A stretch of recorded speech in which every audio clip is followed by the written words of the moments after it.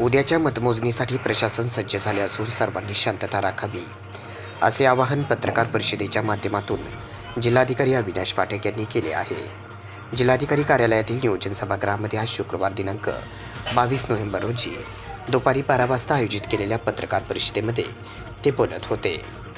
जिल्ह्यातील विधानसभा निवडणुकीची मतमोजणीसाठी जिल्हा प्रशासन सज्ज झाले असून उद्या दिनांक 23 नोव्हेंबर रोजी सकाळी 8 वाजेपासून मतमोजणीला सुरुवात होणार आहे।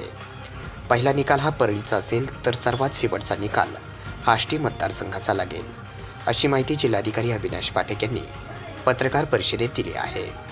विशेष म्हणजे जिल्ह्यात शांतता ठेवावी असे आवाहन देखील जिल्हाधिकारी अविनाश पाठक यांनी केले आहे। प्रत्येक मतदारसंघासाठी निरीक्षक नियुक्त करण्यात आले। यापूर्वी 2 मतदारसंघासाठी जनरल ऑब्झर्वर केलेले होते, त्या ठिकाणी एक अतिरिक्त ऑब्झर्वर देण्यात आलेले आहेत।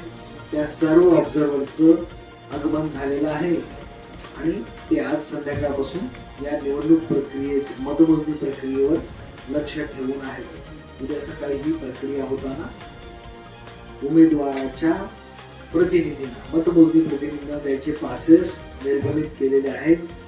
जो प्रवेश आहे प्रत्येक टेबलला 1 मतमोजणी प्रतिनिधी, निवडणूक प्रतिनिधी अशी कार्यपद्धती आहे। प्रत्येक फेरी ही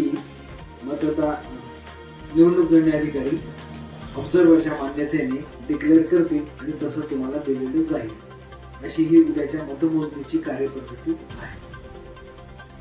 आज आपल्याला मतमोजणीची कार्यपद्धती विशद करणे यासाठीची ही पत्रकार परिषद माझ्याकडचे मुद्दे आहेत। आपल्याला 2 मुद्दे दिले होते की टक्केवारी काय आहे, मतदानाची नियुक्त करण्यात आलेले निरीक्षक कोण आहेत आणि त्यांचे संपर्क क्रमांक आपल्याला देण्यात आले। या 2 गोष्टींना आपण व्यापक प्रसिद्धी द्यावी अशी आपल्याला विनंती आहे। कुठल्या मतदारसंघात किती फेऱ्या असतील तसं काय आहे?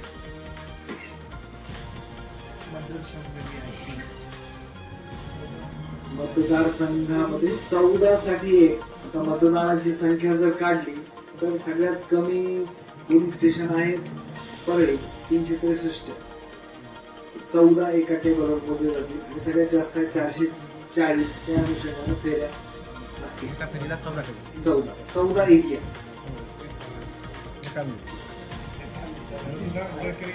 जिल्ह्यामध्ये शांतता झाली का?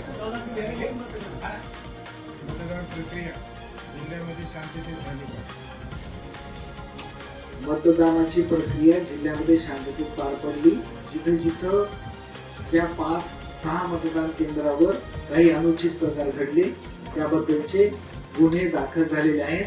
हे अनुचित प्रकार घडल्यानंतर जिथं मतमोजणी यंत्राला क्षती पोहोचवण्याचा प्रयत्न केला गेला त्याला क्षती पोहोचली नाही, परंतु ज्या व्यक्तीने क्षती पोहोचवण्याचा प्रयत्न केला त्यांच्याविरुद्ध गुन्हे दाखल झालेले आहेत आणि तिथली मतदानाची प्रक्रिया 30 ते 74 मिनिटांमध्ये पुनर्स्थापित करण्यात आली आणि पुन्हा मतमोजणीची प्रक्रिया झाली।